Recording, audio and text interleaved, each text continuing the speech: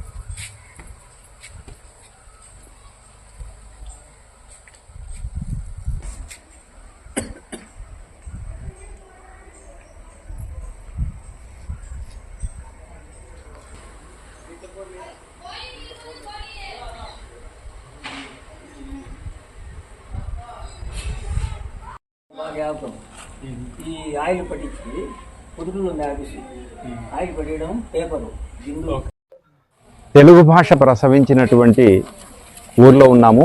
ఇది ఆంధ్రప్రదేశ్ రాష్ట్రంలోని కడప జిల్లా ఎర్రగుంట్ల మండలం కలమల్ల గ్రామంలో ప్రస్తుతం ఉన్నాము. మన ముందర 4 శాసనాలు ఉన్నాయి. అందులో మొదటిది కల్లమల్ల శాసనము.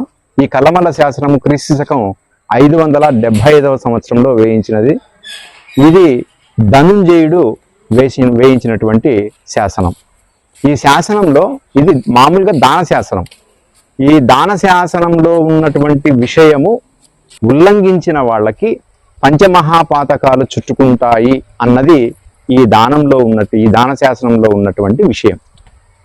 దీంట్లో ప్రస్తుతం ప్రధానంగా ఉన్నటువంటి పదాలు ఏమిటంటే ఎరికల్ ముత్తురాజు అనే పదం మనకు ప్రధానమైనటువంటిది. అట్లాగే పంచమహాపాతకాలు అన్నది కూడా మనకు ప్రధానమైనటువంటి పదం. ఆ శాసనం కనుక మనం గమనిస్తే స్వస్తిశ్రీ ఎరికల్ ముత్తురాజు ధనుంజయ ఎండు ఏలన్ చిరంబూరి రేవణకాళు పూచెనూరు ఊరివారు ఊరితో పంచ మహాపాతక సకు అని ఈ శాసనంలో ఉంది.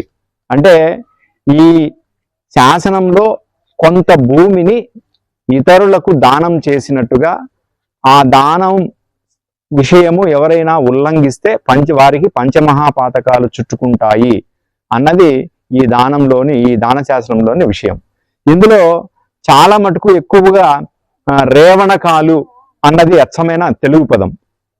రేవణకాలు అంటే యువరాజు అని అర్థంగా మన వాళ్ళు వాడుతున్నారు. దానికి మనం చారిత్రక పరంగా అర్థాలు తీసుకుంటే ఎరికల్ ముత్తురాజు అన్నది ధనుంజయుడి యొక్క బిరుదుగా మనం గుర్తించవచ్చు. అట్లాగే కాలక్రమంలో ఇది ఇనగలూరుగా మారింది. ముత్తురాజు అనే పదం పూర్వం రాజకుటుంబాల్లో చాలా మందికి ఉండేది. ఈ ముత్తురాజు అంటే అర్థం ఏమిటంటే యువరాజు. ఈ యువరాజు తర్వాతి కాలంలో వాళ్ళు రాజ్యాన్ని చేపట్టినప్పుడు కానీ లేదనక ఏదైనా ఒక శాసనం విషయం తీసుకుంటున్నప్పుడు కానీ వాళ్ళు ఈ శాసనాలు వేయడానికి అర్హులుగా భావిస్తున్నారు. అట్లాగే ఈ శాసనము రేవణ అనే ఆయన ప్రోత్సాహంతో వచ్చినట్టుగా మనకు ఈ చారిత్రకారులు చెబుతున్నారు. ఈ శాసనంలో ఎక్కువగా తెలుగు పదాలు ఉండడంతో ఇది తెలుగు సాహిత్యంలో మొట్టమొదటి శాసనంగా చరిత్రకారులు పరిశోధకులు గుర్తించారు. ఈ కలమలలో ఈ శాసనాలు పుట్టడం మా గ్రామస్తులకు మాకు ఎంతో ఆనందంగా ఉంది. ఇవి తెలుగువారు ఎక్కడున్నా ఈ తెలుగు మహాసభలు ఎక్కడ జరిగినా దీని ప్రస్తావన మాట్లాడుకుంటూ కలమల తొలి శాసనం పుట్టిందని చెప్పుకొని ఉంటారు. కాబట్టి వీటిని ఒక రక్షణ చేసి ఒకటి ఎండకు ఎండకుండా వానకు తరచకుండా ఒక రక్షణ చేసి మేము కూడా మా కలమల వాసులు కూడా సహకరించుతాము. వీటిని ఏర్పాటు చేయాలని కోరుతున్నాం.